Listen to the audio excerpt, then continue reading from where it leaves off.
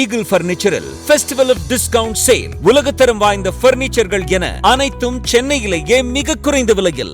தாவேகா ஆதரவாளர் திரு முஸ்தபா இணைகிறார். அவரிடம் பேசுவோம். இணைப்பில் வந்தமைக்கு மிக்க நன்றி.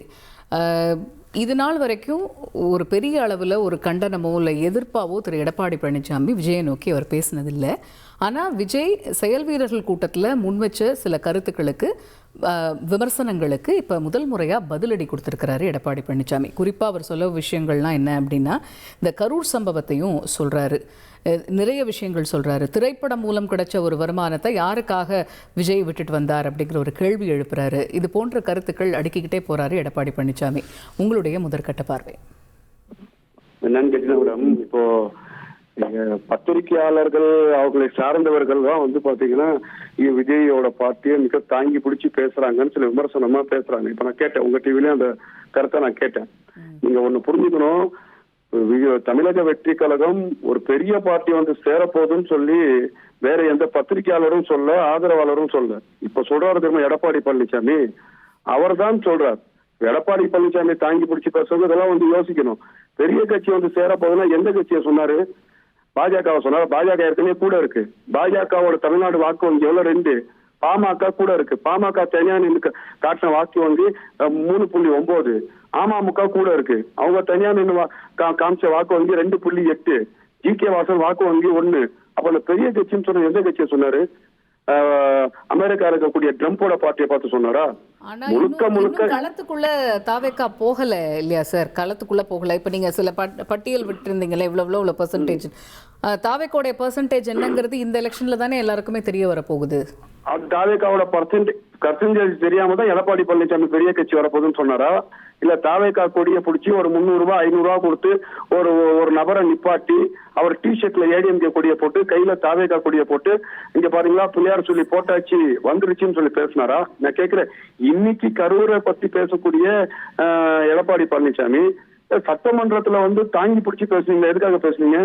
உங்க மரியாதைக்குரிய விஜய் அவர்கள் மிகப்பெரிய கேரியரை விட்டுட்டு இன்னைக்கு மக்களுக்காக சேவை செய்யணும் வராரு. அவர் அவ்வளவு தூரம் விட்டுட்டு வந்தவொன்னு எடப்பாடி பழனிசாமியை முதலமைச்சர் ஆக்கிறோன்ற கனவுல பேசினாரா? எடப்பாடி பழனிசாமி முதலமைச்சர் ஆக்குனா, எடப்பாடி பழனிசாமி முதலமைச்சர் ஆக்குனவங்களுக்கு நன்றி பாராட்டினாரா? அவங்கள்ட்ட பாத்தீங்கன்னா நன்றி விசுவாசமா நடந்துகிட்டாரா? அவங்களோட நிலை என்ன? இன்னைக்கு சசிகலாமாவோட நிலை என்ன? முழுக்க எடப்பாடி பழனிசாமி சந்திரபாவத அரசியலை செய்யறாரோ என்ற சந்தேகங்கள் இருக்கின்றது. தமிழக வெற்றி கழகம் இருக்கு அப்படிங்கறதுக்காக எதை வேண்டுமானாலும் விஜய் பேசிட முடியாது, பேசிடக்கூடாது அப்படிங்கறதையுமே சொல்லியிருக்கிறார். இதெல்லாமே அந்த செயல் வீரர்கள் கூட்டத்துல அவர் வச்ச விமர்சனங்களுக்கு கொடுக்கப்பட்டிருக்கக்கூடிய பதிலடியா பார்க்கப்படுது. அதுதான் மேடம், எடப்பாடி பழனிசாமி இன்னைக்கு கூட்டணி அமைய விஜய் அவர்களை கூப்பிட்டா நம்ம அவரை முன்னிறுத்தி முன்ன தேர்தல் எந்த தேர்தலுமே ஜெயிக்கல. நான் தான் முதலமைச்சர் ஜெயிக்கல. இடைத்தேர்தல், சட்டமன்ற தேர்தல், பாராளுமன்ற தேர்தல், ஊரக உள்ளாட்சி தேர்தல், மாநகராட்சி எந்த தேர்தலுமே ஜெயிக்கல. அப்ப விஜய் அவர்கள் வந்தா நம்ம பாத்தீங்கன்னா தானாப்பி முதலமைச்சர் சீட்ல உட்கார்ந்தான்னு கனவு கண்டாரு. ஏன்னா ஜெயலலிதா அம்மாக்கு போட்ட வாக்கு 2016, 4 வருஷம் சசிகலாமாட்ட கூவத்தூர்ல ஒரு ஹவர்ல போய் கடன் வாங்கி இந்த ஆட்சியை நடத்தினாரு. அவர் மக்களால் தேர்ந்தெடுக்கப்பட்ட முதலமைச்சர். இன்ன வரைக்கும் ப்ரூஃப் இல்லாத முதலமைச்சர். புரியுது அவங்களுக்கு? அந்த காலத்துல இன்னைக்கு எடப்பாடி பழனிசாமி இன்னைக்கு தமிழக வெற்றி கழகத்தை விமர்சிக்காருன்னா பயம்தான் அவரோட விமர்சனத்துக்கு காரணம். இன்னைக்கு தமிழக வெற்றி கழகம் டிஎம்கேவை ஒரு கூர்மையான எதிர்க்கக்கூடிய சக்தியாக இன்னைக்கு தமிழ்நாட்டுல களமை இறங்கிருக்கு. போற இடத்துலாம் கூட்டம் வருதுன்னு சொன்னா எடப்பாடி பழனிசாமி ஏற்கனவே அமைச்சரா இருந்தாரா இல்லையா? எம்எல்ஏவா இருந்தாரா இல்லையா? 4 வருஷம் கடன் வாங்கி முதலமைச்சரா இருந்தாரா இல்லையா? ஏன் அவருக்கு கூட்டம் வரமாட்டேது? அப்ப தமிழ்நாட்டுல மரியாதைக்குரிய மேடம் ஜெயலலிதா அம்மா 2011 ஆட்சி அமைச்சாங்க, 16 ஆட்சி அமைச்சாங்க, ஒரு நல்ல ஆட்சி தந்தாங்க. அதுக்கப்புறம் திமுக தமிழ்நாட்டுல தீய சக்தியை வீட்டுக்கு அனுப்புறதுக்கு எடப்பாடி பழனிசாமியால முடியல, அதிமுக முடியல. அப்போ சரியான தலைவர் மரியாதைக்குரிய விஜய் அவர்கள் தான் அதிமுக எல்லா தொண்டர்களும் இளைஞர்களும் பெண்களும் இந்த மாற்றத்தை விரும்பி அவரை நோக்கி வராங்க.